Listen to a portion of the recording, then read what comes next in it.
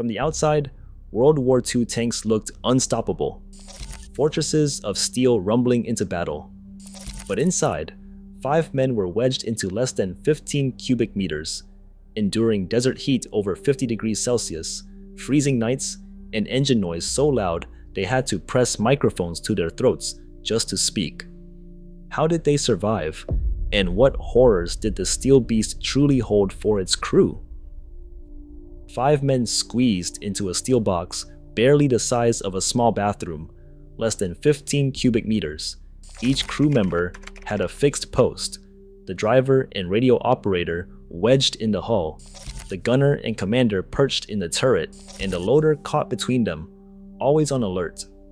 The loader's job was relentless, heaving shells up to 88 millimeters, often in awkward positions, while the turret spun above. There was no room to stretch or even fully stand. Elbows, knees, and heads brushed against cold metal and each other. A sudden turret rotation could crush a limb if someone slipped out of position. The cramped space made teamwork essential, but it also turned the smallest misstep into a risk. In combat, these tight quarters meant that a single injury or a panicked move could block an entire escape route. Desert operations turned tanks into ovens. Under the North African sun, steel hulls trapped heat from both the blazing sky and the roaring engine. Inside, temperatures soared well above 50 degrees Celsius, according to crew accounts, hot enough to burn skin on contact with metal. Sweat soaked uniforms, and every breath carried the taste of oil and cordite. Relief was rare.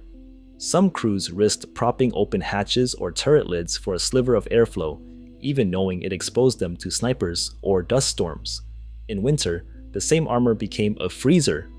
On the Eastern Front, condensation from each breath coated steel with frost, and numb fingers struggled to reload shells. Soviet and German crews improvised, wrapping themselves in quilted jackets, lighting makeshift stoves, or running engines all night just to keep the oil from freezing. Every solution came with its own danger, but survival demanded constant adaptation to the extremes. Noise inside a World War II tank was relentless. Engines thundered at full throttle, metal tracks hammered against the ground, and each gunshot exploded through the hull like a sledgehammer. The roar often topped 120 decibels, loud enough to leave ears ringing for hours. Crewmen had to shout just to be heard a few feet away, but shouting rarely worked.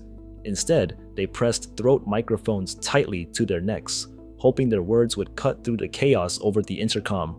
Even then, static and engine vibrations garbled commands, forcing the commander and driver to use hand signals for urgent orders. Every movement had to be quick and clear, because a single misunderstood message could mean disaster. In the thick of battle, the constant barrage of sound overwhelmed the senses, making it nearly impossible to focus or coordinate. For the crew, communication was a battle all its own, fought in the middle of deafening, unending chaos. Looking through a tank's periscope, the world narrows to a thin slice of danger. The commander's field of view shrinks to about 10 degrees, a tiny window, barely wider than a man's outstretched hand. Everything outside those boundaries disappears. Enemy shapes flicker in and out of sight, never giving a full picture. Every scan means twisting the turret or rotating the cupola, but each movement risks missing a threat or exposing the tank's own position. Opening the hatch for a better look invites a bullet or shell fragment. Staying buttoned up means fighting almost blind, relying on brief glimpses and guesswork. In these moments, the crew's lives depend on what they can't see as much as what they can. One missed shadow, one unseen muzzle flash, and the next decision could be their last. Walter Stitt, a loader in the 3rd Armored Division, remembered the ritual he used before every mission.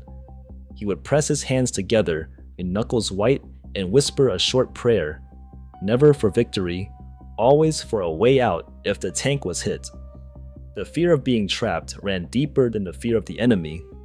Stitt described the dread that settled in the pit of his stomach each time they rolled through a suspected minefield, knowing that if the tracks blew, Escape could mean crawling over wounded friends or burning fuel.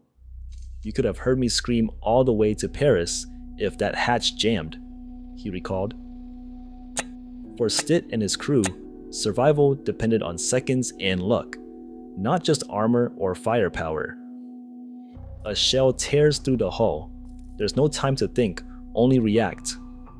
In a Sherman, 5 crews scramble for separate hatches. The commander and loader push up and out. The driver and bow gunner dive through forward doors. Each escapes in parallel, a frantic rush measured in heartbeats. In a Panther, every man has his own exit, side, turret, or front. No one waits their turn. But in a T-34, 3 men jam the turret hatch, forced to queue as smoke thickens and heat spreads. The bottom hatch, an emergency exit, takes over 2 minutes to open. Useless if flames have reached the floor. 30 seconds. That's all most crews get before the tank is lost to fire. Some make it, many do not. Then, silence. Modern armored crews still face the legacy of confined fear and split-second survival. Technology evolves, but the human cost inside remains. Every steel advance demands a price in flesh and nerve.